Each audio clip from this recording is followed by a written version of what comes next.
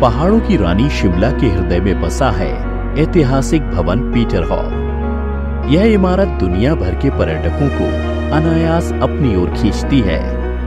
शिमला को ब्रिटिशर्स ने किस लिए चूज किया था? यहाँ के तापमान के लिए। यहाँ का ठंडा माहौल जितना ही प्यारा है और जितना सुंदर शिमला देखने में लगता है, उससे भी ज्यादा समृद्ध यहाँ का इतिहास है। जिस भवन में हम बैठे हैं इसे पीटरहॉफ कहते हैं। डॉक्टर रचना गुप्ता की किताब शिमला में पीटरहॉफ से जुड़े कई किस्सों को बड़े ही रोचक तरीके से पिरोया गया है। यह किताब नेशनल बुक ट्रस्ट ने प्रकाशित की है। यह किताब अमेज़न की बेस्ट सेलिंग बुक है। इस किताब को आप अमेज़न व नेशनल बुक ट्रस्ट की वेबसाइट और शिमला के मिनर्वा बुक हाउस से खरीद सकते हैं। वरिष्ठ पत्रकार एवं लेखिका डॉक्टर रचना गुप्ता की इस किताब में शिमला के जन्म से लेकर यौवन तक के सफर के बारे में बताया गया है। साथ ही शहर की आलीशान इमारतों की जन्म कुंडली का बड़े ही रोचक तरीके से विश्लेषण किया गया है। इन्हीं में से एक इमारत है पीटरहॉफ। इस इमारत का इतिहास काफी प्रसिद्ध है।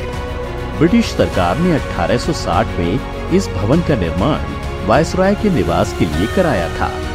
पीटरहॉफ में 7 वायसराय और गवर्नर जनरल रहे। एल्गिन यहाँ रहने वाला पहला वायसराय था जो अप्रैल 1863 को शिमला पहुंचा। पीटरहॉफ का ये भवन करीब 175 साल पुराना है और उतना ही पुराना है यहाँ का इतिहास। ब्रितानी हुकूमत के 7 से ज्यादा वायसराय इस भवन में रहे और भी उच्चाधिकारी यहाँ पे रहते थे। आजादी के बाद इस भवन को पंजाब का हाई कोर्ट बना दिया गया। महात्मा गांधी के हत्यारे नाथूराम गोडसे के खिलाफ 1948-49 में इसी भवन में मुकदमा चला। एक्चुअली जब इंडिपेंडेंस हुआ और उसके बाद ये पंजाब सरकार का हिस्सा था शिमला, तब पंजाब का हाई कोर्ट इसी भवन में हुआ करता था। और तब महत्वपूर्ण घटना घटी जब 1948 और 49 के बीच में नाथूराम गोडसे का ट्रायल इसी भवन में और इसी हॉल में हुआ था। जब हिमाचल पूर्ण राज्य बना तो पीटरहॉफ को राजभवन बनाया गया। दुर्भाग्यवश 1981 में यह भवन आग की चपेट में आ गया। 1991 में इस भवन को फिर से संवारा और सजाया गया। ये भवन जो था वो बिल्कुल ब्रिटिश शैली में बनाया गया था। एकदम लकड़ी और पत्थर का काम हुआ था और बहुत ही खूबसूरत भवन बनाया गया था, इसलिए क्योंकि हुक्मरानों के आला अधिकारी यहाँ पे रहते थे। लेकिन जैसे जैसे समय बीतता गया ये भवन जो है पुराना होता रहा और एक समय ऐसा आया कि इस भवन में आग लग गई, क्योंकि लकड़ी का था और सारा का सारा जल गया। तो यहाँ से इस भवन की जगह यहाँ जितने भी दफ्तर थे वह कहीं और शिफ्ट कर दिए गए। पीटरहॉफ से धौलाधार पर्वतमाला और किन्नर कैलाश का मनोरम दृश्य दिखाई देता है। होटल के सामने एक बहुत बड़ा हरा भरा लॉन है। आप यहाँ बैठकर शिमला की ठंडी हवा का आनंद ले सकते हैं। पीटरहॉफ के अंदर की सजावट आपको आत्ममुग्ध कर देगी। लकड़ी की नक्काशी, पुराने फर्नीचर और दीवारों पर लगी तस्वीरें यही एहसास कराएंगी कि यह इमारत काफी पुरानी है। पीटरहॉफ न केवल अपनी इमारत के लिए बल्कि शिमला के इतिहास के बारे में जानने के लिए भी एक अहम जगह है।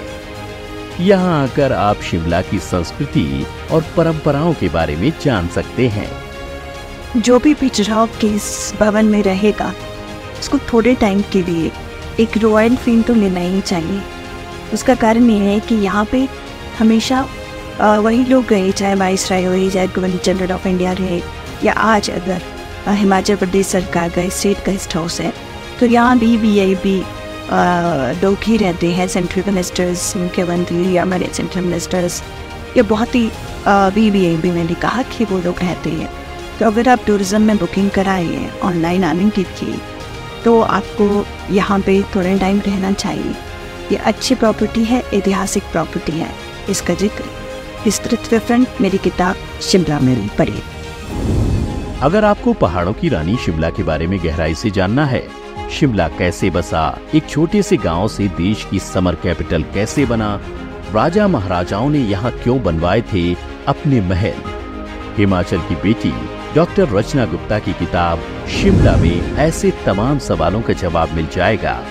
तो आज ही मंगाइए शिमला और पढ़ डालिए